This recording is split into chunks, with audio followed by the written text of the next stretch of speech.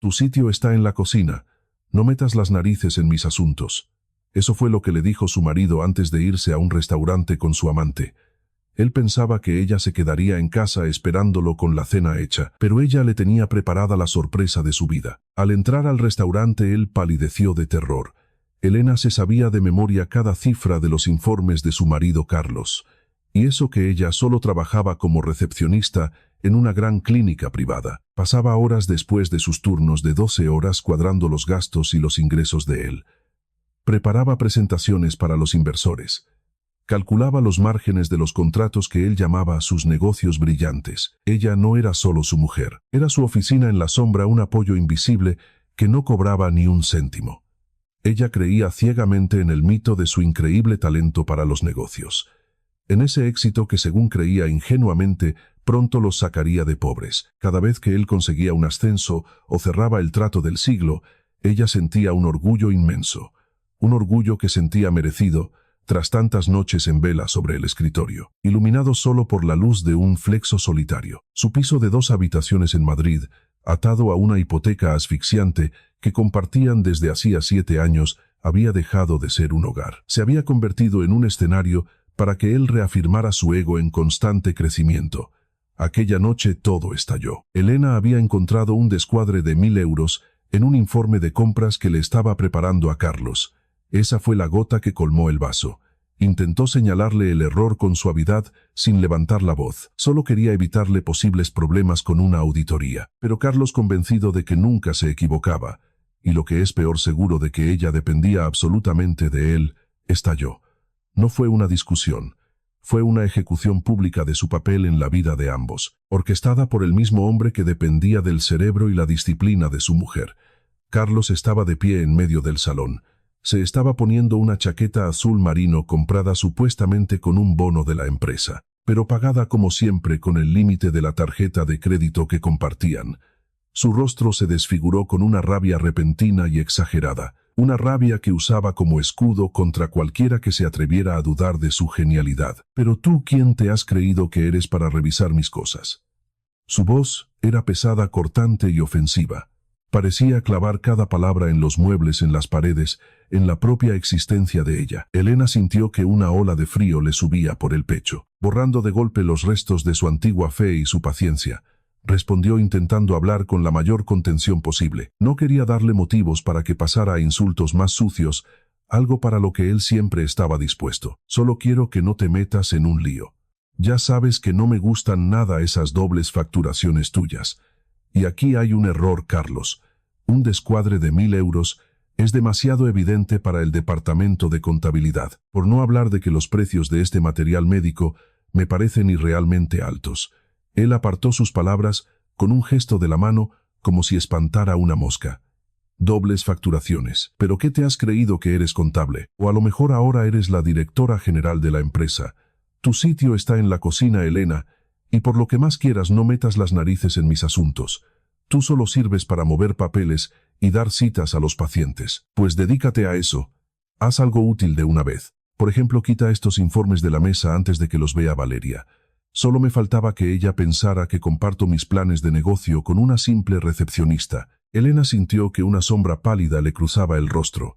Ese nombre sonó como una sentencia, como el acorde final de una humillación que él llevaba mucho tiempo preparando. «Valeria», preguntó ella. Esa única palabra sonó increíblemente baja, pero penetrante en aquel salón abarrotado de muebles. Carlos sonrió con desprecio.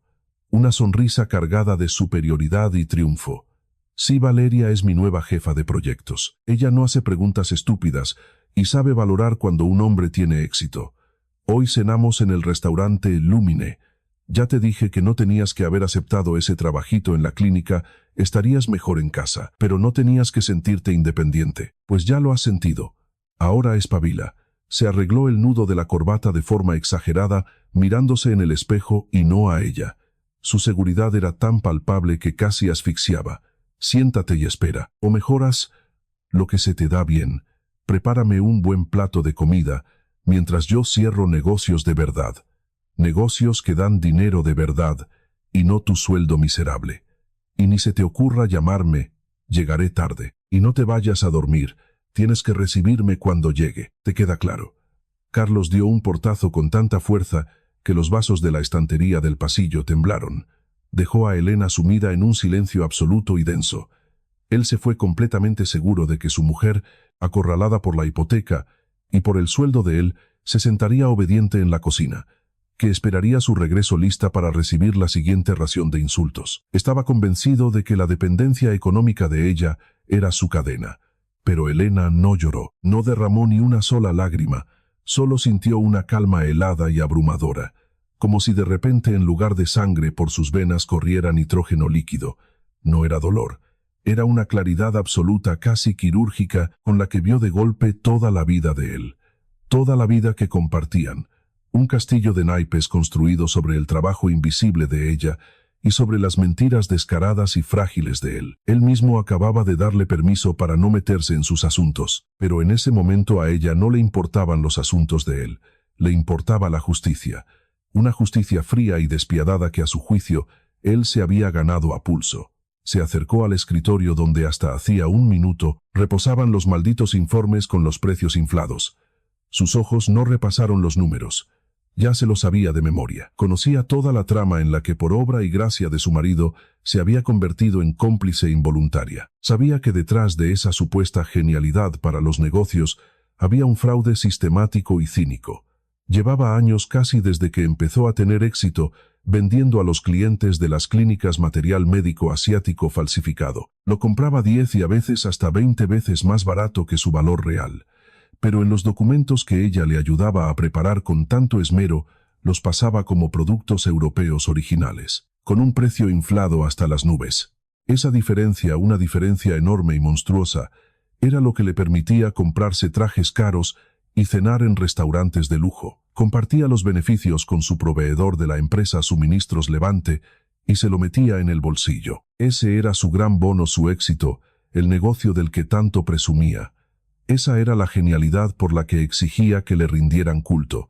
Cogió el teléfono de él que por su habitual descuido había dejado cargando y lo encendió. Se sabía la contraseña.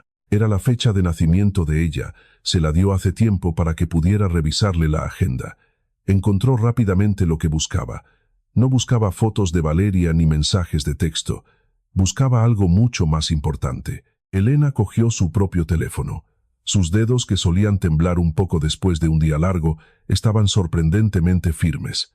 En la lista de contactos buscó rápidamente a Alejandro, su primo hermano. Él trabajaba en el departamento de seguridad de la misma empresa donde Carlos se creía el rey indiscutible de las ventas. Alejandro era un hombre meticuloso de principios firmes, y no toleraba ningún tipo de robo, especialmente si estaba relacionado con material médico. Pulsó el botón de llamada. «Hola Alejandro. Soy Elena. Necesito tu ayuda. Es muy urgente». Su voz sonaba plana, sin rastro de histeria, sin las súplicas ni las lágrimas que él tal vez esperaba escuchar conociendo el carácter de su prima. No se quejó de su marido, no le habló de su traición, ni de la cena con la amante. Estaba denunciando un delito. Usaba un lenguaje seco y basado en los hechos como si estuviera leyendo un informe. El asunto es sobre Carlos, del departamento de compras, fraude a gran escala. No solo está robando dinero, está poniendo en riesgo la reputación de la empresa. Y lo que es más grave, la vida de los pacientes. Está suministrando material médico sin certificar, haciéndolo pasar por original. Al otro lado de la línea, en su despacho, Alejandro se enderezó de golpe al escuchar su tono tranquilo y sus palabras precisas. «Elena, ¿estás segura de esto? ¿Qué es exactamente? Dame datos». «Solo datos». «Completamente segura». «Alejandro, ve a tu archivo y revisa los contratos de los últimos 3 años. Busca los guantes esterilizados y los filtros para los respiradores. Son los productos que más se venden y los que más margen le dejan. Comprueba el proveedor. Tiene que ser Suministros Levante». Luego cruza el precio de compra que aparece en sus papeles con el precio real de mercado de ese proveedor. La diferencia es de 10 a 15 veces mayor. Hizo una breve pausa. Su mirada se posó en el maletín de trabajo de él tirado en una esquina.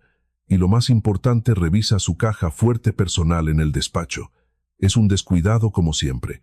Allí tiene que haber un lápiz de memoria. Lleva una etiqueta que dice reserva. Ahí está toda la contabilidad en negro.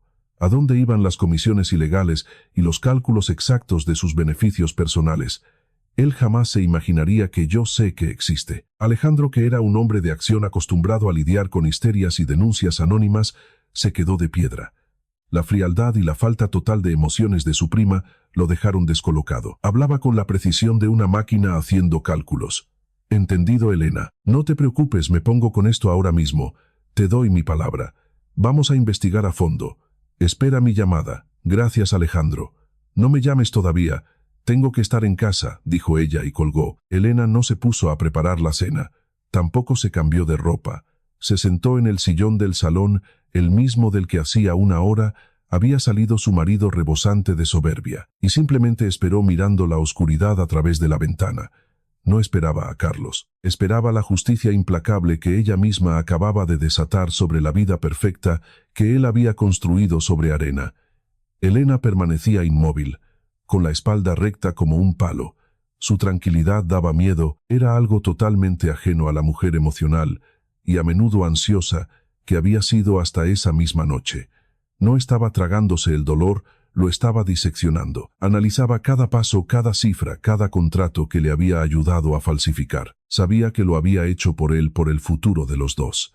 Un futuro que él acababa de pisotear y cambiar por una aventura barata y descarada con una compañera de trabajo, por una cena en un restaurante de moda. Recordó cómo muchos años atrás, cuando se mudaron a este piso hipotecado, se prometió a sí misma que nunca sería como su madre, una víctima sumisa y callada, y había llegado el momento de demostrarlo. Cogió el ordenador portátil y de forma rápida y metódica revisó los movimientos de sus cuentas conjuntas de los últimos 3 meses. Ya sabía lo que iba a encontrar, pero necesitaba pruebas documentales irrefutables para el divorcio que se avecinaba. Transferencias enormes a la cuenta de suministros Levante, cantidades infladas y la devolución casi inmediata de una parte de ese dinero a la cuenta personal de Carlos. Una cuenta que en su arrogante estupidez ni siquiera se había molestado en abrir a nombre de un testaferro. Estaba demasiado seguro de su mujer ayudante. Creía que ella no tenía la inteligencia suficiente para ver la trama en su totalidad. Imprimió los extractos bancarios, los guardó cuidadosamente en una carpeta y los escondió en un estante lejos de la vista. Esto no era venganza, era defensa personal. La defensa de su nombre, de su reputación y de su derecho a la mitad del piso. Un piso que se había pagado con su esfuerzo y con sus miedos. Incluso se sorprendió a sí misma, sintiendo algo parecido a la satisfacción profesional, al ver cómo todas las piezas de la trama, que antes parecían caóticas y dispersas, encajaban ahora formando la imagen perfecta de la caída de su marido. Ella, que siempre había estado en la sombra, ahora iluminaba metódicamente todos sus negocios sucios. Elena se levantó y caminó por el salón. En sus movimientos no había nerviosismo ni prisa. Recogió de la mesa los papeles de trabajo de él, esos mismos papeles que apenas unas horas antes eran el centro de su mundo. Los metió con cuidado en una caja de cartón. Ahora ya no significaban nada para ella, salvo como posibles pruebas para un juicio. Ni siquiera pensó en la posibilidad de que Carlos volviera, de que intentara explicar algo o pedir perdón. En su mente, él ya estaba fuera de su vida, fuera de ese piso, y más allá de cualquier excusa, había cruzado una línea invisible y ya no había vuelta atrás. Miró el reloj. Era ya de madrugada. La cena de Carlos en el restaurante debía estar terminando. Se imaginó su cara de satisfacción, su sonrisa arrogante, su total seguridad de que nunca lo pillarían. Y en ese instante no sintió rabia, solo una determinación fría e inquebrantable. Todo lo que tenía que pasar pasaría. Ella ya había movido su ficha. Ahora les tocaba a los demás. Se permitió esbozar una leve sonrisa en la oscuridad. Una sonrisa amarga pero sin dolor, llena tan solo de la anticipación de una justicia inevitable. A esa misma hora, en el lujoso restaurante Lumine, Carlos disfrutaba de su triunfo y de la atención de la joven y ambiciosa Valeria. Estaban sentados en la mejor mesa. Él le hablaba con grandilocuencia de sus planes y de su influencia en el mercado. Pedía el champán más caro y los platos más exclusivos, sin dignarse a mirar el precio en la carta. Hablaba en voz alta, rebosante de vanidad, y quizás presumiendo un poco más de la cuenta por culpa del vino. Se sentía el rey del mundo, rodeado del brillo del cristal y los cubiertos caros, seguro de que todo el universo estaba a sus pies. No te imaginas, Valeria, la cantidad de contactos que tengo. Eso es lo único que importa en este negocio. Mi carrera no ha hecho más que empezar. En un año estaré ocupando el puesto de don Roberto, o puede que uno más alto. Mi mujer, ella simplemente no entiende de estas magnitudes. Necesito una socia a mi lado, no una ama de casa que me haga los números.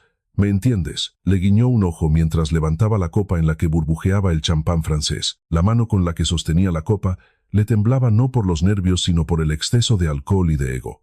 Valeria, joven, guapa y calculadora, no veía en él a un simple jefe de ventas, veía a un hombre bañado en dinero que le prometía una vida de lujo sin preocupaciones. Ella le regalaba los oídos, fingía admirar su visión comercial y su instinto, y Carlos se inflaba bajo aquellos halagos, sintiéndose un auténtico triunfador.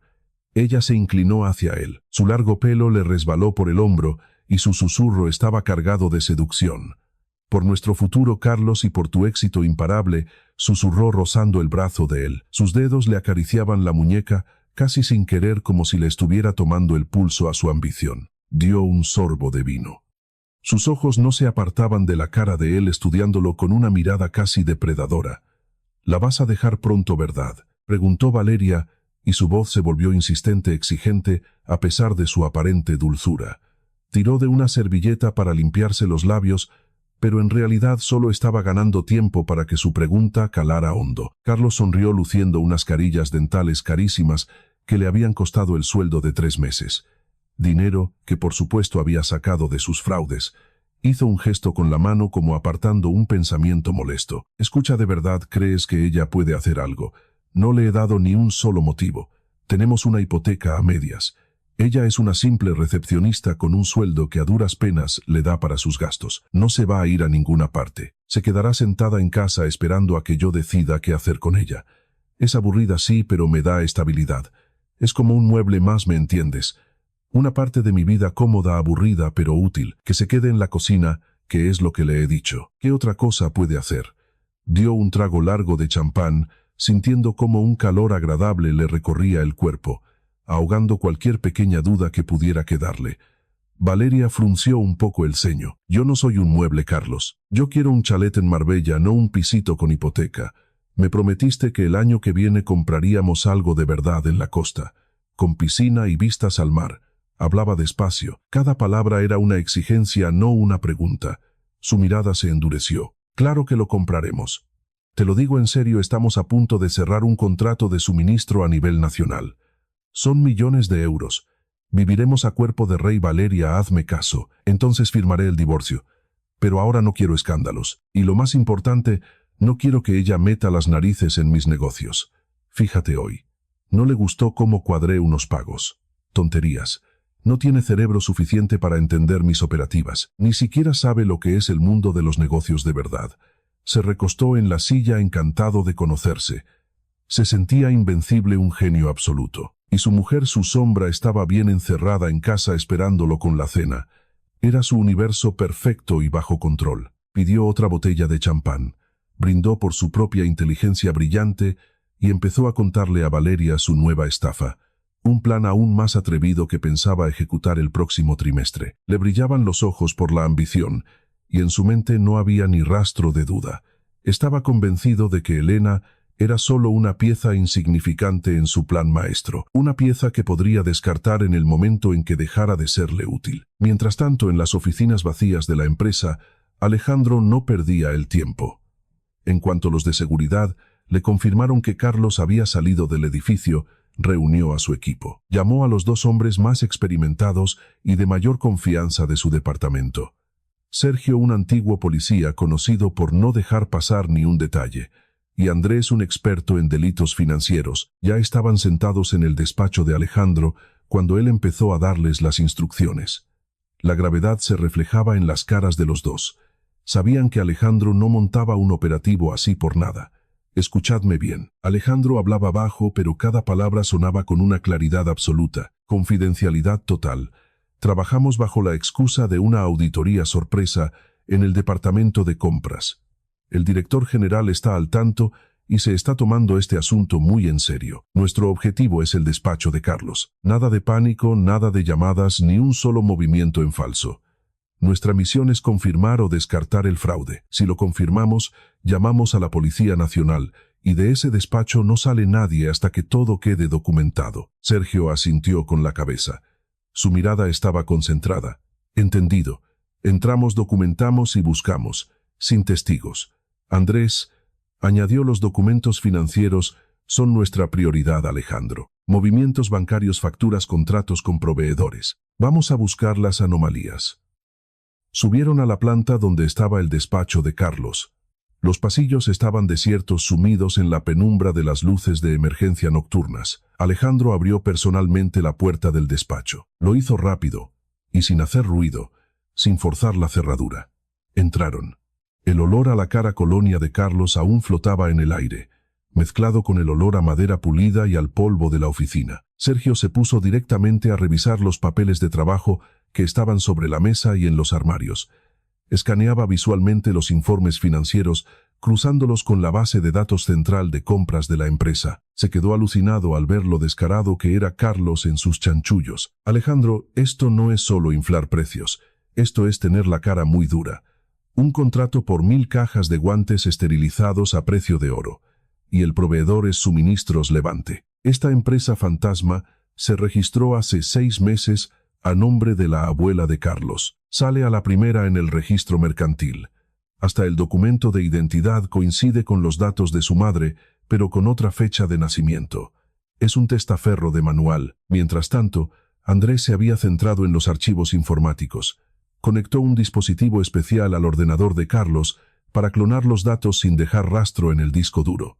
Seguimos. Los filtros para los respiradores son material sin certificar. En las cajas ni siquiera llevan el sello de la normativa europea. Si esto llega a los hospitales, no es solo una estafa, es un peligro de muerte para los pacientes. Y lo peor de todo es que en sus informes constan certificados de calidad europeos. Falsificados, por supuesto. Los estoy comprobando ahora mismo en el registro oficial. Sí, son falsos. Andrés negó con la cabeza. Estaba pálido de la indignación. Este tipo no solo estaba robando dinero, estaba jugando con la vida de la gente. Alejandro se acercó a la caja fuerte, la misma que Carlos consideraba inexpugnable. Sabía que Elena le había dicho que ahí guardaba sus secretos más oscuros. Esto es lo que nos interesa, no el dinero. El dinero deja rastro. Lo que nos interesa es el motivo, la estructura de la trama y las pruebas irrefutables de que él está detrás de todo, dijo Alejandro abriendo la caja fuerte sin esfuerzo, con la combinación que le había dado Elena. Carlos, en su infinita arrogancia, ni siquiera se había molestado en cambiarla. Dentro, entre fajos de billetes de 50 euros, que ahora entendían que eran solo una parte de su botín diario, y un par de relojes de lujo. Allí estaba. Un pequeño lápiz de memoria negro con una etiqueta perfectamente pegada. Reserva. Sergio, conéctalo al ordenador aislado rápido. Necesitamos ver qué hay ahí dentro. Todos los gráficos, todos los números. Esto puede ser el núcleo de su imperio criminal. En la memoria portátil encontraron la contabilidad completa y detallada de su red de dinero negro. Gráficos, hojas de cálculo, fechas de cobro de comisiones ilegales. Incluso una lista de los clientes a los que había convencido para comprar el material falso. Y tal como había dicho Elena, había una columna separada para sus gastos personales, donde apuntaba todo lo que se gastaba en lujos. Y entonces vieron una celda titulada para el champán y para Valeria. Era el informe de fraude más perfecto y completo que habían visto nunca. Redactado ironías de la vida por su propia mujer, cuya meticulosidad y atención al detalle ahora se volvían en su contra. Alejandro, tras leer un par de páginas de aquel archivo, sintió algo más que asco. Sintió una rabia profunda y justificada. Había utilizado a su mujer como contable personal. La obligaba a cuadrar sus números sucios y luego la echaba a un lado para que no estorbara en su camino al éxito. No es solo un ladrón, es una basura de persona. Ha traicionado la confianza de quien lo apoyó en cada paso, sin que ella sospechara el tamaño de su bajeza. Andrés, que seguía repasando las tablas en la pantalla, negó con la cabeza. Esto no es un simple desfalco, Alejandro. Es toda una red de blanqueo de capitales a través de empresas pantalla y contratos falsos. Ha montado una estructura entera, y por lo que veo pensaba seguir ampliándola. Su ambición no tenía límites, igual que su falta de escrúpulos. Alejandro salió del despacho con el rostro tenso y pálido. Marcó el número del director general, don Roberto. Su voz sonaba fría como el acero, pero transmitía una seguridad absoluta. Don Roberto, lo hemos confirmado. Todo lo que nos dijeron es cierto, y es aún peor, este individuo ha puesto en peligro no solo nuestra reputación, sino la vida de los pacientes. Ha utilizado suministros Levante, registrada a nombre de un testaferro. Tenemos en nuestro poder su contabilidad paralela. Esto no es para un despido, esto es un delito penal. Voy a llamar a la policía. El director general estaba furioso. Llamó inmediatamente a la policía, explicándoles la urgencia y la gravedad del asunto. Le pidió a Alejandro y a su equipo que no se movieran de allí hasta que llegaran los agentes. También dio la orden de bloquear al instante todas las cuentas corporativas de Carlos y de apartarlo de cualquier gestión de la empresa. La investigación interna iniciada por Alejandro se había convertido en cuestión de horas en un caso penal en toda regla, y todo desatado por la llamada de una mujer humillada. En el restaurante, Carlos sintió un ataque de pánico repentino tras recibir una llamada del director. Intentó mantener la calma. Se bebió la copa de champán de un trago, pero ya no le supo a victoria. Solo le aumentó la ansiedad. Es solo una auditoría de rutina, cariño. Siempre se ponen nerviosos los viernes, sobre todo don Roberto. Vamos a bailar. No pueden solucionar este tema sin mí. Soy imprescindible para ellos. Soy su mejor jefe de ventas. Valeria lo miró con desconfianza. Entrecerró los ojos. Tu director te ha hablado con muy malos modos, Carlos. No sonaba como si te estuviera pidiendo un favor. Sonaba a amenaza. ¿Estás seguro de que es solo una auditoría? A lo mejor ha sido tu mujer. ¿Ha hecho algo? Carlos se echó a reír, pero fue una risa nerviosa, como el crujido del hielo a punto de romperse bajo los pies. Intentó parecer despreocupado, pero le sudaban las manos. Mi mujer, qué tontería. Está en casa preparando la cena, como le he dicho. Ella no tiene capacidad para entender estas cosas. No le da la cabeza. No te preocupes por eso. Las mujeres siempre exageran.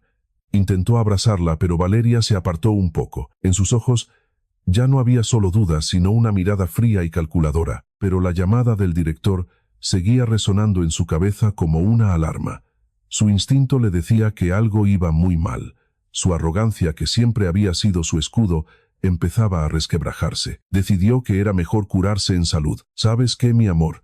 Tengo que ir un momento a la oficina a dejar este tema cerrado. Don Roberto es un histérico, y no le gusta esperar. Vuelvo en una hora, no tardo más. Puedes esperarme aquí, o coger un taxi y marcharte a mi casa. Uy, no, a mi casa no. Te llamo cuando lo tenga solucionado. Tranquila, que es un momento. Ya se había levantado de la mesa y se estaba poniendo la chaqueta. Sus movimientos eran torpes y acelerados. Había perdido toda su elegancia. Valeria observaba en silencio cómo sacaba varios billetes de la cartera, mucho más dinero del que costaba la cuenta. Los tiró sobre la mesa sin esperar las vueltas. Claro, cariño. Me pediré un postre y te espero, pero no te olvides de llamarme. Su tono de voz era sorprendentemente plano. Ya no quedaba ni rastro de la dulzura de antes. En su cabeza ya estaba calculando lo graves que podían ser los problemas de él, y si le merecía la pena seguir perdiendo el tiempo con un hombre que podía acabar arruinado. Carlos salió corriendo del restaurante. Le faltaba el aire por un miedo repentino que lo consumía por dentro. Conducía a toda velocidad por las calles vacías de la ciudad. Sus pensamientos eran un caos. Intentaba inventarse una excusa, convencerse a sí mismo de que todo era un error burocrático, pero en el fondo de su ser sentía que el suelo desaparecía bajo sus pies. La única frase que le daba vueltas en la cabeza era su propia sentencia. Tu sitio está en la cocina, Elena. Ella no sería capaz. ¿O sí? Ese pensamiento frío y punzante se le clavó en el cerebro. Entró derrapando en el aparcamiento del edificio de oficinas. La única luz encendida era la de su despacho. Una mancha amarilla solitaria en aquel inmenso edificio de cristal. Sintió que el corazón se le caía a los pies. Vio que la puerta estaba entreabierta. La empujó y se quedó paralizado en el umbral. Un frío polar le recorrió el cuerpo atravesando la tela de su carísimo traje. Dentro estaba el director don Roberto. Tenía la cara gris por la furia. Las arrugas de su frente parecían surcos profundos. A su lado, totalmente impasible, estaba Alejandro, el primo de Elena. Y lo que era infinitamente peor, dos hombres muy serios vestidos de uniforme, agentes de la Unidad de Delitos Económicos. Tenían el rostro impenetrable como estatuas de piedra. Pasa, Carlos, entra. La voz del director era baja, pero tenía el filo del acero capaz de cortar el hormigón. Carlos tropezó al dar un paso. Le temblaban las piernas. Miró a Alejandro, que le devolvió la mirada con total serenidad. sin burla pero sin una sola gota de compasión. En ese instante Carlos lo entendió todo. Elena. La carpeta cayó de golpe sobre la mesa de la cocina. Aplastó la taza que estaba a medio beber. El café salpicó el mantel de hilo, pero Diego ni siquiera parpadeó. Estaba de pie con las manos metidas en los bolsillos del pantalón del pijama. Sonreía de oreja a oreja, como si le hubiera tocado el gordo de Navidad. Se acabó, Carmen. Los papeles están listos. Firmamos el divorcio en unos días y todo se queda a mi nombre. Carmen miraba la carpeta de cartón sin poder moverse. En el horno se estaba haciendo un bizcocho. La cocina olía a limón y a masa caliente, y ese olor a hogar hacía que todo lo que estaba pasando pareciera una locura. ¿Cómo que todo a tu nombre?, preguntó ella en un susurro. Literalmente. El piso, el coche, los lavaderos de coches. Todo está a mi nombre y al de mi madre. Y tú, Diego, abrió los brazos con burla. Tú solo vivías aquí de prestado. Gracias por los guisos de estos años, eso sí. Se escucharon pasos en el pasillo. Doña Teresa entró en la cocina. Llevaba su bata de seda con botones dorados. Miró la mesa, el mantel manchado y a Carmen como si ella también fuera una mancha que había que limpiar. Ve haciendo las maletas, querida. Ya no te necesitamos. Carmen tragó saliva. 5 años. 5 años cocinando para esa mujer, planchando las camisas de Diego, limpiando esa maldita lámpara del salón con sus 40 lágrimas de cristal. 5 años. Teresa, ¿lo dice en serio? ¿O te crees que estamos de broma? La suegra cogió una servilleta de papel, secó la mancha de café con movimientos precisos como si preparara la basura para sacarla. Mi hijo necesita una mujer de verdad. Alguien joven con chispa, no a ti siempre con tus números, tus cuentas y esa cara de amargada. Diego soltó una risita y clavó la vista en su teléfono. Carmen notó lo rápido que se movían sus pulgares. Vio cómo se le curvaban los labios en una sonrisa cómplice, una sonrisa que no era para ella. ¿Y sabes qué?, añadió la suegra mientras iba hacia la cafetera. Esos ahorrillos que tienes guardados de tu antiguo trabajo te servirán para tirar los primeros meses. No te vas a morir de hambre. Así que vete ligerita de equipaje y no montes ningún numerito. Lo dijo con tanta naturalidad que Carmen tardó unos segundos en procesarlo, y cuando lo hizo un escalofrío le recorrió la espalda.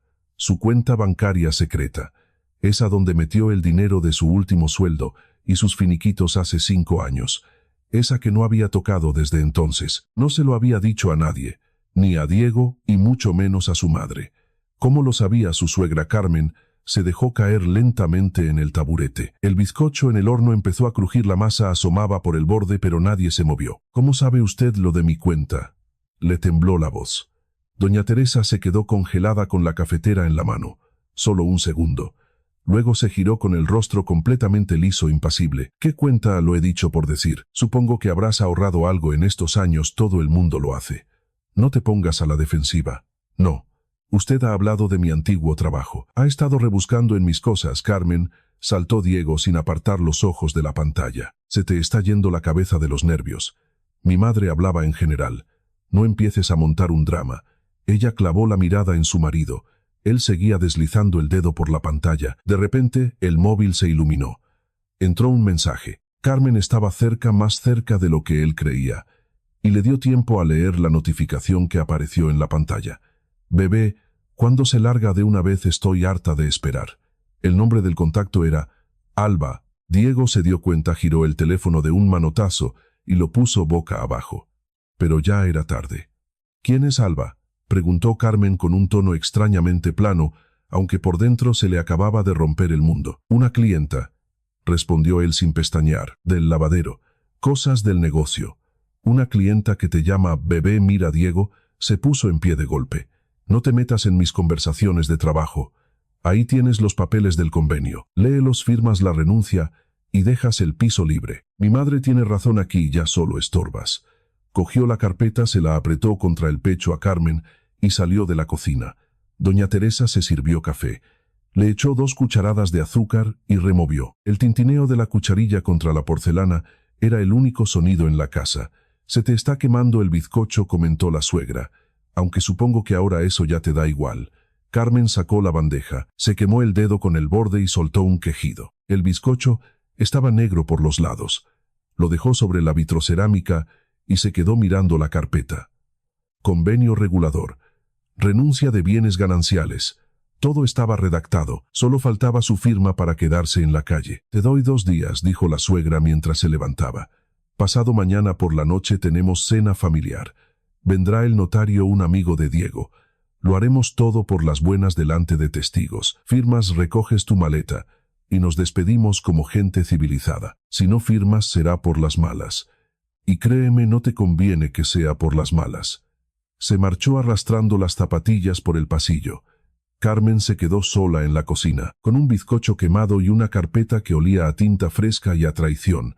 Esa noche no pegó ojo. Se quedó en su lado de la cama. Diego llevaba semanas durmiendo en el sofá del salón para no aguantarla. A las 2 de la madrugada se levantó a beber agua. Al pasar por delante del cuarto de su suegra escuchó una voz. Doña Teresa estaba despierta. Hablaba por teléfono en voz muy baja, pero la puerta no estaba bien cerrada. Sí, hay que dejarlo todo atado antes de que firme, antes de que le dé por investigar. No, ella no sabe nada de dónde lo va a sacar. Lo importante es blindar las participaciones. Así, aunque vaya a un juez, no podrá demostrar nada. Carmen se pegó a la pared conteniendo la respiración. «Mañana voy y lo dejo firmado. Tú guarda lo que queda. Si se entera de lo de los papeles antiguos, se nos cae el pelo. Venga, descansa». Se oyó el clic de la llamada terminada. Carmen volvió a su cuarto de puntillas. Ya no pudo dormir. Una palabra le daba vueltas en la cabeza. Participaciones. ¿Qué tenían tanta prisa por ocultar? ¿Por qué decían antes de que le dé por investigar? Eso significaba que había algo que investigar, que la seguridad con la que Diego le tiró los papeles era una farsa, que ella tenía mucho que perder y ellos mucho que esconder. A la mañana siguiente, la suegra se fue a la peluquería para estar presentable en la cena. Diego se había ido a los lavaderos a primera hora. Por primera vez en mucho tiempo, Carmen estaba sola en casa. Le picaban las manos, fue al trastero. Fingió que iba a recoger sus cosas como le habían ordenado. Sacó del altillo su vieja caja de cartón, la que llevaba allí desde la mudanza. Empezó a remover fotos, sus diplomas, sus certificados de contabilidad. Y entonces al fondo del estante detrás de su caja tocó algo. Una carpeta gruesa, atada con una goma elástica. No era suya. Carmen la sacó a la luz de la bombilla del trastero. En la portada, con la letra afilada de su suegra, ponía «No tirar». La goma se rompió en cuanto tiró de ella. Los papeles cayeron al suelo. Contratos, poderes notariales, resguardos bancarios. Carmen se sentó en el suelo frío y empezó a leer. Con cada hoja el corazón le latía más deprisa. Ahí estaba el contrato de constitución de la sociedad del primer lavadero, de hacía 5 años, y había 3 socios fundadores, Diego, doña Teresa y un tercero, Pablo. Carmen se quedó sin aliento. Pablo. Se acordaba de ese nombre. El chico que le prestó a Diego el dinero para arrancar el negocio. Diego se pasó meses llorándole a sus conocidos para conseguir capital. Pablo confió en él, puso una suma enorme y se convirtió en socio a partes iguales. Pero un año después, Diego llegó a casa diciendo: «Pablo se ha cansado del negocio, me ha vendido su parte, tiene otros proyectos», y nunca más se volvió a hablar de él. Pero el papel que Carmen tenía en las manos contaba una historia muy distinta, un poder notarial. A nombre de Pablo, cediendo plenos poderes a doña Teresa, fecha hace 3 años, y justo detrás el contrato donde las participaciones de Pablo pasaban a ser de Diego. Pero la firma de Pablo en ese papel era extraña, demasiado redonda, demasiado parecida a la letra de la suegra, y grapado al final un recibo en efectivo, el pago a un gestor de dudosa reputación. El concepto lo decía todo. Por trámites urgentes de firma, le habían robado la empresa a Pablo a sus espaldas. Habían falsificado su firma. Eso era lo que la suegra temía que Carmen descubriera. Eso era lo que querían tapar con el divorcio express. Le temblaban las manos. Carmen ordenó los papeles a toda prisa y sacó el móvil. Foto, foto, foto, contrato, poder, recibo. Recordó a Pablo, un chico alto, educado, siempre con gafas. Vino a cenar a casa un par de veces al principio. Le trajo flores cuando se mudaron y bromeó diciendo que Carmen era la única persona normal de aquella familia. Luego desapareció. Diego dijo que se había ido a vivir fuera, y resultaba que lo habían desplumado y tirado a la basura. Carmen hizo la última foto y comprendió la magnitud de todo. Si la parte de Pablo era robada, Todo el imperio de Diego estaba construido sobre barro. Todo es mío se basaba en un delito. Y ese hombre Pablo seguramente estaba vivo, sano y muy ajeno a todo esto. En su viejo teléfono móvil, el que guardaba en el cajón, todavía tenía que estar su número. Lo guardó por si acaso. La noche que vino a cenar, Carmen cerró la carpeta, la colocó exactamente igual que estaba detrás de su caja. Se levantó, se sacudió el polvo de las rodillas, y en ese instante sonó la cerradura de la puerta principal. Se quedó de piedra. Su suegra no podía estar de vuelta. Tardaba 40 minutos solo en llegar a la peluquería. Habían pasado apenas 20. Carmen resonó la voz de doña Teresa en el pasillo. «¿Estás en casa?» Carmen se guardó el móvil en el bolsillo, salió del trastero de un salto y entornó la puerta. «Estoy aquí recogiendo mis cosas, como me dijo». La suegra estaba en el recibidor quitándose los zapatos. La miró de arriba abajo con esos ojos de halcón.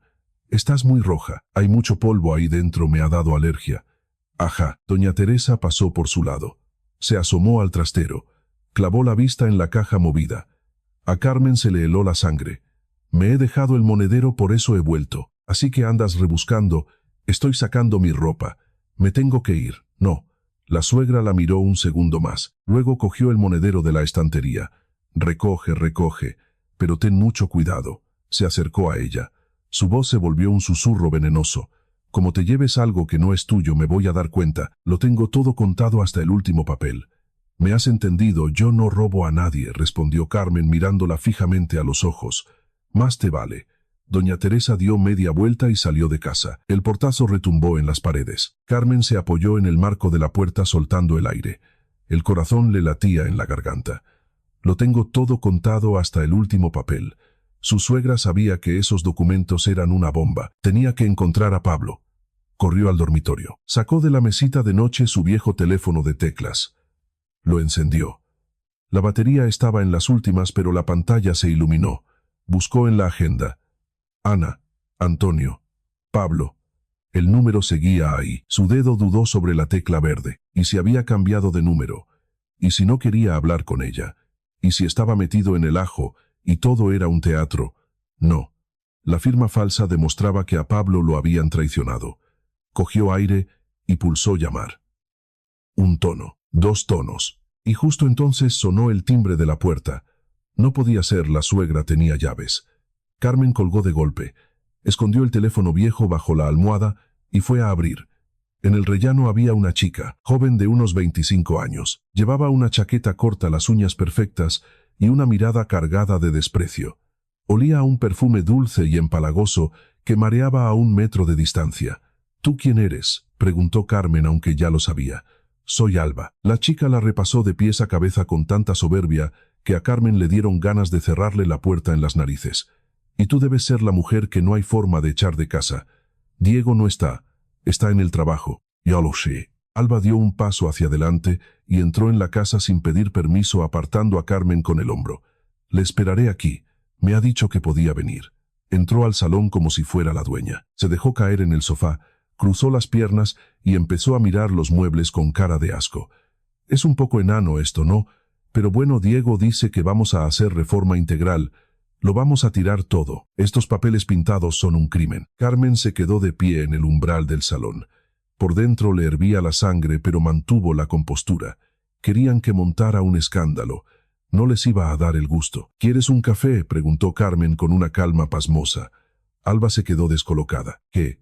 ¿Un café? Ya que has entrado y te estás haciendo la dueña, ponte cómoda. Te saco una taza». No hace falta». La visita no se esperaba esa reacción. Se quedó callada unos segundos buscando cómo hacer daño. «Que sepas que no vengo a pasar el rato. Lo de Diego y yo va muy en serio. Ya estamos mirando piso. Uno nuevo para nosotros solos, lejos de su pesada madre. En cuanto firmes los papeles y te largues nos mudamos». Carmen se sentó lentamente en el sillón de enfrente. «¿Qué piso?». «Uno de lujo». Alba levantó la barbilla con orgullo. «En un barrio bueno de obra nueva. Diego ya ha dado la señal. Dice que hay dinero de sobra. Lo ha sacado de la empresa, lo tiene todo atado. Así que a ti te quedan 2 telediarios aquí». Ahí estaba, la segunda pieza del puzzle le acababa de caer en las manos. «O sea que Diego ya ha pagado la señal de tu piso. Con dinero de la empresa». «Pues claro. ¿Qué pasa? Es su empresa, ¿no?». Alba se cayó de golpe como si se diera cuenta de que había hablado de más. «Bueno, da igual. Tú simplemente no des problemas con los papeles. Carmen asintió despacio.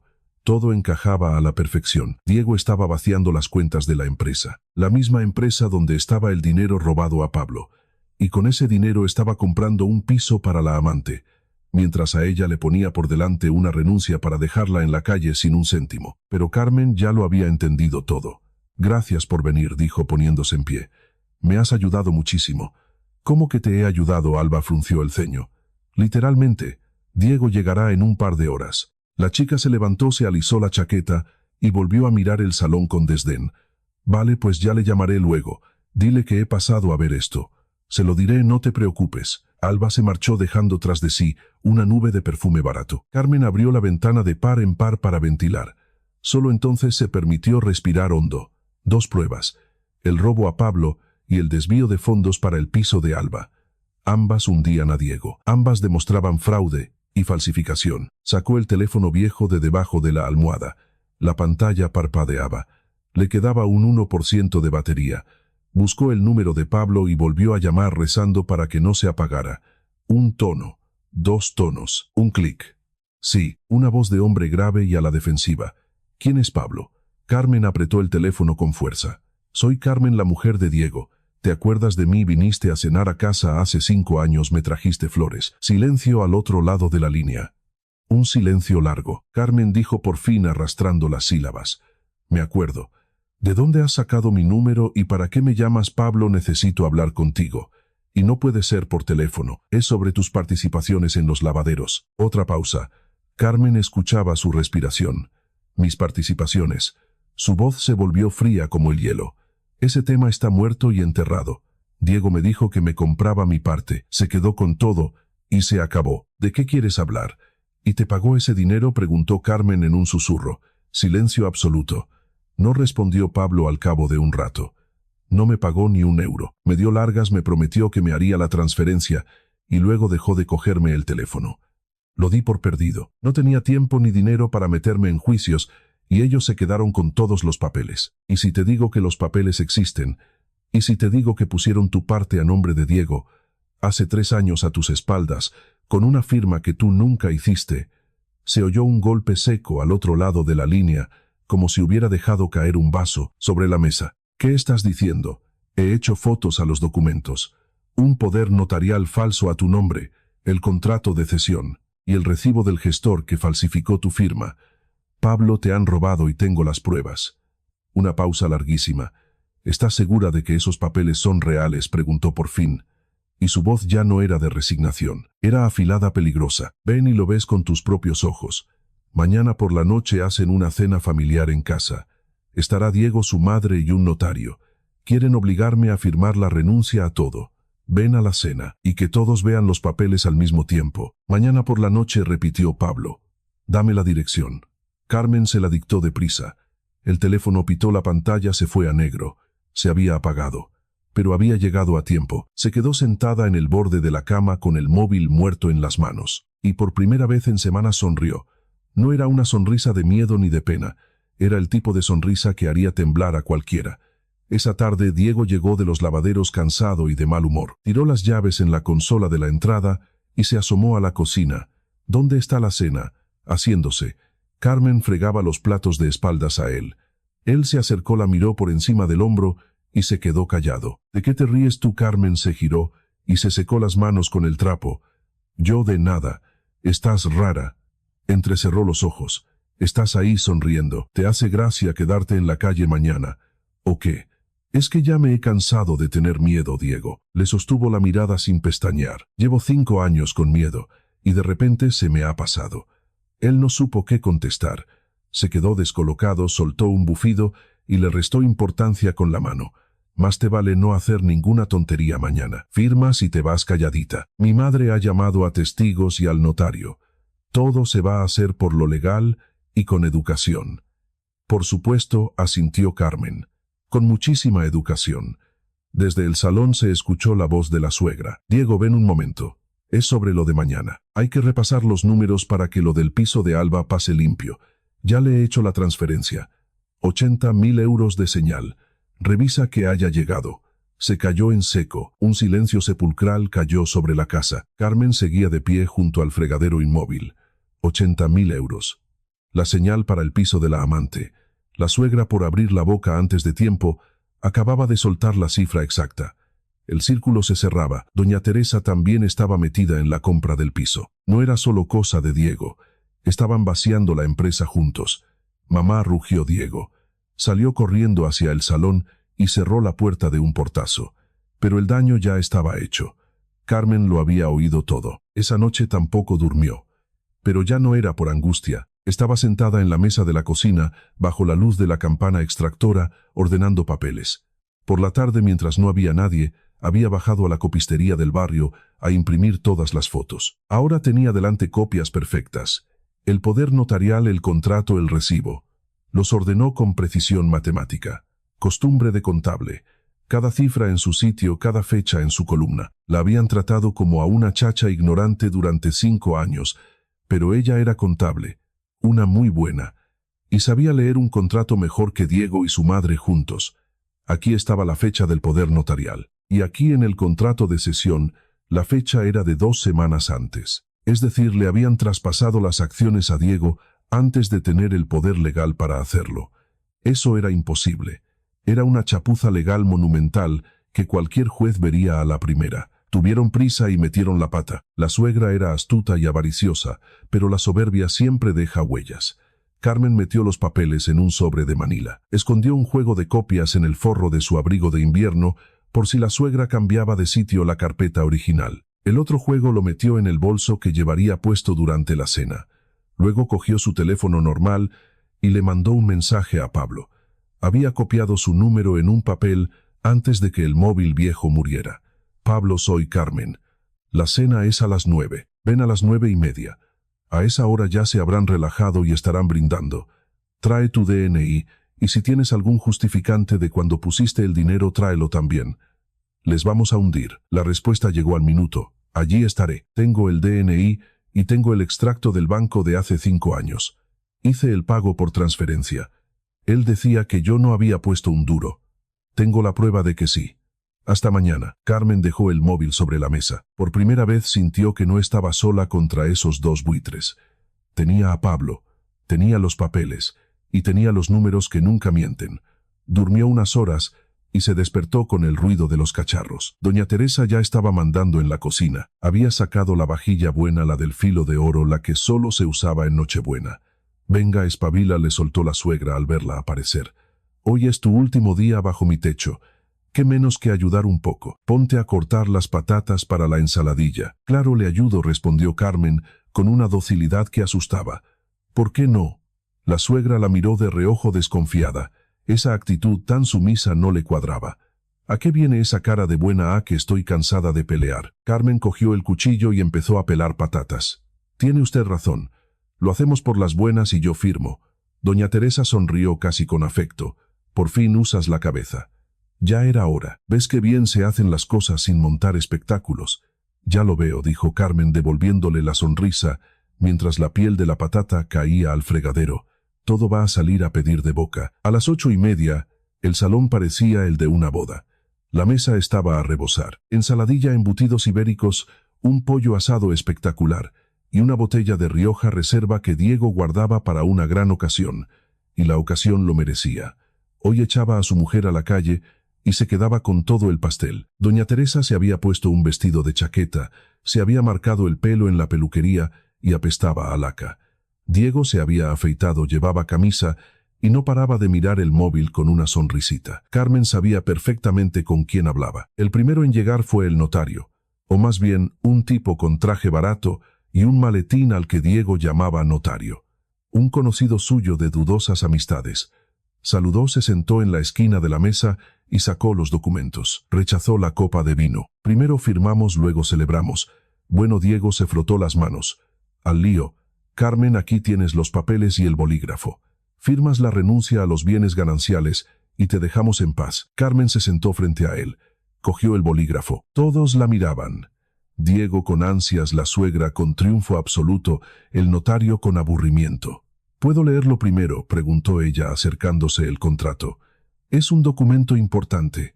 ¿Qué vas a leer?, bufó Diego. Es una renuncia estándar. Tú no has aportado nada al matrimonio, así que no te llevas nada. Firma y pon la fecha.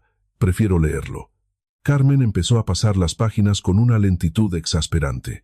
Estaba ganando tiempo. Faltaban 20 minutos para las 9:30. La suegra empezó a dar golpecitos en la mesa.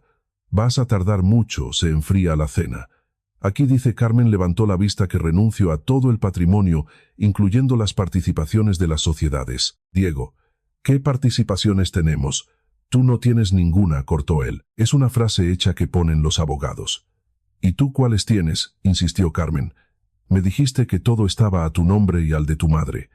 No hay terceras personas metidas. La suegra le lanzó una mirada asesina. ¿Qué terceras personas va a haber? No hay nadie más. Firma de una puñetera vez y deja de hacer preguntas. Solo quiero estar segura de que firmo algo legal, dijo Carmen con voz dulce. A ver si va a resultar que hay acciones de otra persona por ahí escondidas. Quedaría muy feo.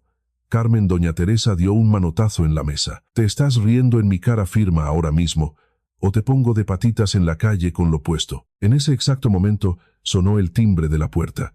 Todos se giraron. Diego frunció el ceño. Mamá, ¿has invitado a alguien más? A nadie. Doña Teresa se levantó refunfuñando y fue a abrir. Desde el recibidor llegó su voz. Primero de sorpresa, luego de pura rabia. ¿Tú qué haces aquí? ¿Quién te ha llamado? Y una voz aguda y chillona respondió. Diego me dijo que podía venir. Me prometió que hoy se solucionaba todo. Alba entró en el salón apartando a la suegra de un empujón. Llevaba un vestido ajustado, tacones de aguja y un bolso de marca falsa. Miró la mesa llena de comida a los invitados y puso morritos. Anda, yo pensaba que ya estabais celebrando. Diego, ¿qué pasa? Pensaba que la mosquita muerta ya había firmado. Diego se puso rojo como un tomate. Alba, te dije que hoy no. Te dije que vinieras mañana. Me dijiste que viniera cuando quisiera. Se sentó en una silla vacía y se acercó un plato. Pues he querido venir hoy. Uy, qué buena pinta tiene el pollo, vengo muerta de hambre. Doña Teresa estaba en el marco de la puerta blanca de ira. Diego. Su voz cortaba el aire. ¿Se puede saber por qué has traído a esta fulana a mi casa? Delante del notario. Has perdido el juicio. Mamá, yo no le he dicho que venga hoy.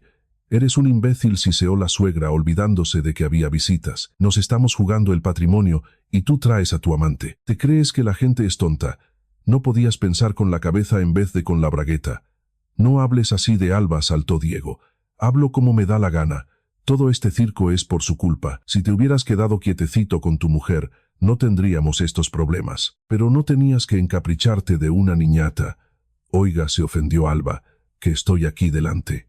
Carmen seguía sentada con el bolígrafo en la mano. Observaba en silencio cómo se desmoronaba su familia perfecta. Madre contra hijo, hijo contra madre. La amante indignada. Y la fiesta no había hecho más que empezar. Miró el reloj de pared. Las 9:25. El timbre volvió a sonar. Esta vez nadie se movió. Se quedaron congelados. La suegra roja de furia, Diego, con los puños apretados, Alba, con un trozo de pan en la mano. Ya abro yo, dijo Carmen tranquilamente. Se levantó. Caminó por el pasillo sintiendo cómo el corazón le golpeaba las costillas. Abrió la puerta. Allí estaba Pablo, 5 años mayor pero con la misma altura, las mismas gafas y la misma expresión serena. Llevaba una carpeta de gomas en la mano. Miró a Carmen y asintió. Buenas noches, Carmen. Buenas noches, Pablo. Pásate, estábamos esperando. Se apartó para dejarle entrar. Pablo cruzó el pasillo y entró en el salón. Se hizo un silencio absoluto, tan denso que se podía cortar con un cuchillo. Diego lo vio, y la sangre se le escurrió de la cara. Se levantó despacio apoyando las manos en la mesa. Pablo, ¿qué haces tú aquí? Doña Teresa se agarró al respaldo de su silla. Le temblaban los labios. ¿Qué hace este hombre en mi casa? Siseó girándose hacia Carmen. Lo has traído tú, si fui yo, respondió Carmen con total naturalidad. Pensé que en una cena familiar faltaba alguien muy importante, el socio fundador de vuestra empresa. Porque Pablo sigue siendo socio, ¿verdad, Diego? Era socio, balbuceó Diego. Se salió hace años. Me vendió su parte. Te lo vendí. Pablo soltó una carcajada seca y se acercó a la mesa. Qué curioso, porque yo no recuerdo haber firmado ninguna venta. Diego, hace 5 años me juraste que me comprarías mi parte, que me devolverías mi dinero. Me quedé esperando. El dinero nunca llegó y tú dejaste de cogerme el teléfono. Pensé, mira que se quede con todo, no me voy a arruinar pagando abogados. Y ahora me entero de que alguien cogió mis participaciones y las puso a tu nombre falsificando mi firma. Eso es mentira, gritó la suegra. Aquí nadie ha falsificado nada. Tú lo firmaste por tu propio pie. Así Pablo abrió su carpeta. Pues enséñame el contrato con mi firma y la fecha, porque yo te voy a enseñar los movimientos de mi cuenta. Aquí están. La transferencia a nombre de Diego. Hace 5 años. Una suma enorme para arrancar los lavaderos. Concepto aportación de capital social. Blanco sobre negro. Yo puse el dinero, pero nunca hubo un ingreso de vuelta. No me habéis devuelto ni un céntimo. Tiró los extractos bancarios sobre la mesa. Diego los miró como si fueran radiactivos. Eso no demuestra nada, murmuró. Pero esto sí, dijo Carmen. Sacó el sobre de Manila de su bolso. Sacó las fotocopias y las fue dejando sobre el mantel, apartando los platos de embutido. Despacio, una a una. Poder notarial a favor de doña Teresa. Fecha de hace 3 años. Contrato de traspaso de acciones a favor de Diego. Fecha 2 semanas antes del poder notarial. Es decir, le traspasasteis las acciones antes de tener el poder legal para hacerlo. Eso es imposible, doña Teresa. Es un error de primero de derecho. La suegra miraba los papeles y la cara se le llenó de manchas rojas. ¿De dónde has sacado eso? Has robado en mi casa. Eres una ladrona. Son fotocopias, aclaró Carmen. Los originales están donde usted los escondió. En el trastero detrás de mi caja de la mudanza. En una carpeta que pone no tirar. Y aquí está el recibo. El pago en negro al gestor que hizo el trámite. ¿Adivinan de quién falsificó la firma de Pablo? Una firma que él jamás hizo. Diego. Pablo se giró hacia él. Su voz era baja y letal. Habéis falsificado mi firma. Me habéis robado la empresa. Tú sabes los años de cárcel que te pueden caer por esto. Diego retrocedió un paso chocando contra el aparador. Ha sido mi madre. Ha sido ella. Yo no sabía que la firma era falsa. Te lo juro por mi vida. Mamá, díselo. Cállate, rugió doña Teresa. Cállate la boca, pedazo de inútil. Nos estás hundiendo a los dos. Así que es verdad, Diego miró a su madre ahogándose. Me dijiste que estaba todo limpio. Me dijiste que Pablo había renunciado por las buenas. Has falsificado una firma y me has metido en un delito. Lo hice todo por ti, desgraciado, chilló la suegra perdiendo los papeles por completo, para que tuvieras un negocio, para que fueras alguien en la vida. Y tú me lo pagas metiendo a esta cualquiera en casa y fundiéndote el dinero en ella. ¿Qué dinero? Saltó Alba de repente. Llevaba un rato callada parpadeando sin entender nada. Diego, ¿de qué habla tu madre? Tú cállate, le gritó Diego. No me callo. Alba se puso en pie de un salto. ¿Qué dinero te estás fundiendo en mí? Me dijiste que estabas forrado. Me dijiste que ibas a comprar el piso de Valdebebas. 80.000 euros de señal. Ese dinero es de la empresa que le habéis robado a este señor. Alba, cierra la boca. A mí no me grites. Alba se puso las manos en las caderas. O sea que me ibas a meter a vivir en un piso pagado con dinero robado. Y si os pilla la policía, me meten a mí también en la cárcel. Pero ¿en qué lío me has metido, desgraciado? Carmen veía el espectáculo sentada en su silla. Todo se estaba derrumbando solo. No tenía ni que abrir la boca. Solo tenía que soltar la información en el momento justo. Hablando del piso, dijo Carmen sacando el último papel del sobre. Mientras Alba me contaba lo de la señal esta mañana, he hecho mis cuentas. Diego ha pagado 80.000 euros de arras por un piso de obra nueva. Ese dinero ha salido de la cuenta de la sociedad. La misma sociedad donde están los fondos que por ley le pertenecen a Pablo. Es decir, Diego ha usado el dinero de un socio estafado para comprarle un piso a su amante. Eso ya es alzamiento de bienes, dijo Pablo en voz baja. El notario, que llevaba un rato encogido en su esquina, empezó a recoger sus cosas a toda prisa. Miren, balbuceó caminando de lado hacia la puerta. Yo me voy. Yo no sabía nada de esto. Yo aquí no firmo ni certifico nada. Buenas noches. Salió por la puerta a la velocidad de la luz. Nadie intentó detenerle. Doña Teresa se dejó caer en la silla. Por primera vez en su vida su espalda recta se encorvó por completo. Parecía 10 años más vieja. ¿Qué quieres?, le preguntó a Carmen con voz ronca. ¿Cuánto dinero quieres? Di una cifra y cerramos esto. Yo no quiero nada de ustedes, respondió Carmen, pero Pablo sí tiene un par de cosas que decirles. Y por cierto, hice una llamada antes de la cena. Sacó su teléfono. ¿A quién?, preguntó Diego aterrorizado. A mi abogado, respondió Pablo. Un amigo mío que se dedica a estas cosas, a recuperar empresas robadas y anular contratos falsos. Le he mandado todo hace una hora. Los extractos del banco y las fotos que hizo Carmen. Ya está preparando la demanda para recuperar mi parte y anular todo vuestro teatrito. Y de paso va a bloquear la compra de ese piso porque está pagado con dinero manchado. Pablo marcó un número, puso el altavoz y dejó el móvil sobre la mesa. Dio 2 tonos. Contestó una voz firme de hombre. Dime, Pablo, ya lo tengo todo.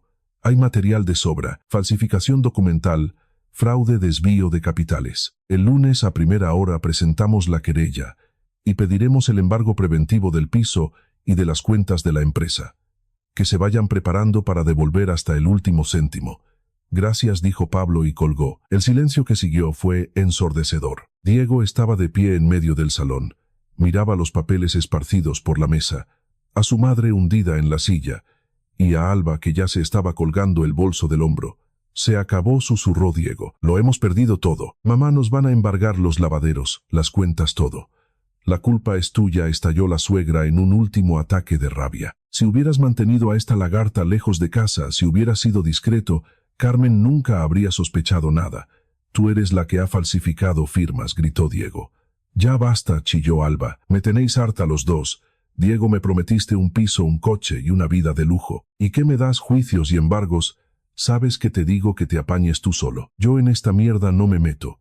Dio media vuelta sobre sus tacones y salió disparada de la casa. El portazo hizo temblar las 40 lágrimas de cristal de la lámpara del salón. Diego se quedó mirándola marchar con la boca abierta. Luego se dejó caer en una silla y se tapó la cara con las manos. Alba, espera. Pero ya se había ido. Carmen se levantó despacio. Recogió sus fotocopias, las metió en el sobre y se lo guardó en el bolso. Los originales, los que estaban en el trastero, ya los recogería la policía cuando tocara. La cena tenía muy buena pinta, Teresa dijo mientras se abrochaba el abrigo. Una pena que no la hayamos probado. El pollo olía de maravilla. La suegra levantó la vista. Tenía los ojos apagados, derrotados. Lo tenías todo planeado desde el principio, ¿verdad? No, negó Carmen con la cabeza. Los que lo teníais planeado erais vosotros. El divorcio, dejarme en la calle, quedaros con todo. Yo simplemente dejé de teneros miedo y llamé a la persona adecuada. ¿Te acuerdas de lo contento que estaba Diego ayer? Decía, firmamos y todo es mío. Sonrió. Pues ya hemos firmado, pero no lo que vosotros queríais. Diego levantó la cabeza con los ojos llorosos. Carmen, espera. Vamos a hablar. Llevamos 5 años casados. Seguro que podemos arreglarlo. 5 años llamándome inútil, le cortó Carmen. 5 años dejando que tu madre me pisoteara. Hoy querías tirarme a la calle sin un duro. Y ahora quieres hablar. Es tarde, Diego. Ahora vas a tener que hablar con Pablo y con su abogado. Creo que tienen muchas cosas que contarte. Caminó hacia la puerta, agarró el picaporte y se giró por última vez. Doña Teresa estaba encorvada sobre la mesa rodeada de ensaladilla y vajilla de oro. Diego tenía la cara de un hombre al que le acababan de arrancar la vida de las manos. La fiesta que habían montado para celebrar su despido se había convertido en su propio funeral. Ah, por cierto, añadió Carmen desde el umbral, esa lámpara de cristal la he limpiado yo a mano durante 5 años. 40 lágrimas de cristal, una a una. A partir de ahora os va a tocar limpiarla a vosotros. Id practicando porque dentro de poco no vais a tener dinero ni para pagar a alguien que os limpie el polvo. Pablo salió detrás de ella y sujetó la puerta. Vámonos, le dijo en voz baja. A partir de aquí, ya no es problema tuyo. Has hecho lo que tenías que hacer. Carmen asintió y cruzó el umbral. La puerta se cerró a sus espaldas. Dejó atrás el olor a laca, el perfume barato de Alba y a 2 personas destruidas frente a una cena fría. Bajó las escaleras sintiéndose más ligera que nunca. El bolso le pesaba en el hombro, pero era un peso agradable. El peso de la verdad que tanto se habían esforzado en esconder en el trastero. Gracias por llamarme, le dijo Pablo cuando salieron a la calle. Si no llega a ser por ti, nunca me habría enterado. Gracias a ti por venir, respondió Carmen. Sola no habría podido con ellos. El aire de la noche de Madrid era frío y limpio. Miró hacia arriba. En la ventana del 3er piso, la luz del salón seguía encendida. Allí arriba quedaban 2 personas que acababan de perder su todo es mío. Para Carmen, en cambio, todo acababa de empezar.